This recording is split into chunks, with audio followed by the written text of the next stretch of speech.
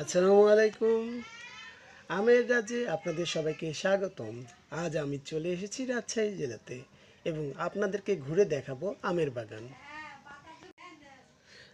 রাজশাহীতে আপনি আসলে একটা মজার বিষয় হলো রাস্তার দুপাশে হাঁটতে গেলে দুপাশেই দেখবেন সারি সারি আমের বাগান এবং গাছগুলো অনেক বড় বড় কিন্তু সাইজে অনেক ছোট এবং আম দিয়ে পরিপূর্ণ।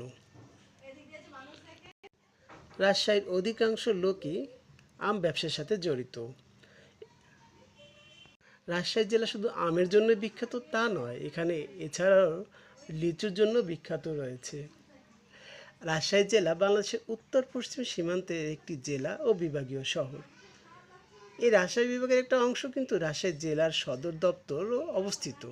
রাজশাহী জেলার উত্তরে কিন্তু রয়েছে নওগাঁ জেলা, পূর্বে নাটোর জেলা, পশ্চিমে চাঁপাই নবাবগঞ্জ জেলা এবং দক্ষিণে রয়েছে পদ্মা নদী।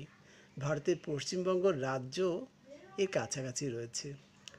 রাজশাহী শহরে রেশমি বস্ত্র, আম তো আছেই, লিচু, কিছু মিষ্টান্ন সামগ্রীর জন্য বিখ্যাত। এখানে কিন্তু সিল্ক সিটি বা সিল্ক শাড়িও পাওয়া যায়। আমরা কথা বলতে বলতে ইতিমধ্যে আমের বাগানে প্রবেশ করেছি। আপনারা দেখতে পাচ্ছেন যে আমগুলো ঝুলে আছে এবং গাছগুলো কত ছোট ছোট। এখানে আম ব্যবসায়ীরা বা এখানে মূলত সবচেয়ে বড় মজার জিনিস হলো এখানে আমরা সাধারণত কোথাও কিছু আম পড়লে বা কোনো কিছু পড়লে সবাই দৌড়ে সেটা নিতে যাই, কিন্তু এখানের লোকেরা আম পড়ে থাকে, পচে যায়, বাট কেউ নেয় না, কারণ এরা আম খেতে বা দেখতে দেখতে পুরো অভ্যস্ত, তো মানে এদের ভালো লাগে না। এই যে আমরা আম বাগানে এসেছি, এখানে দেখছি অনেক আম নিচে পড়ে রয়েছে, অথচ খাওয়ার লোক নেই।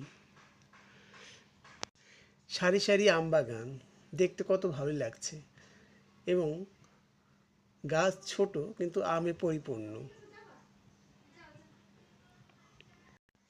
রাজশাহীতে অনেক জাতেরই আম হয়, তার ভিতরে গোপালভোগ, ল্যাংড়া, হিমসাগর, আশিনা এবং ফজলি আম অন্যতম। আমকে বলা হয় ফলের রাজা এবং অন্যান্য স্বাদের পাশাপাশি পুষ্টিগুণেও আম বেশ সমৃদ্ধ একটা ফল। তবে আমের রয়েছে আবার বিশাল জাত, জাতভেদে আবার স্বাদও কিছুটা ভিন্নতর রয়েছে।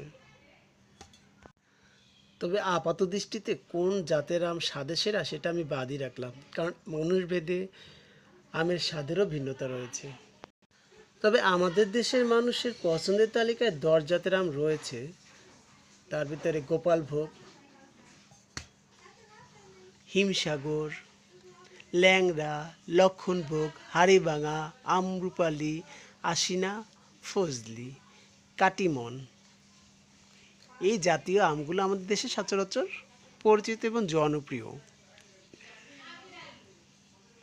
আমের ব্যবসায়ীরা এখান থেকে আম সহ গাছ বিক্রি করে অথবা বাজারে নিয়ে গিয়ে বিক্রি করে। তবে রাজশাহীতে ঘুরতে আসলে এবং আমের বাগানে গেলে আপনার আম খাওয়ার কোনো অভাব হবে না।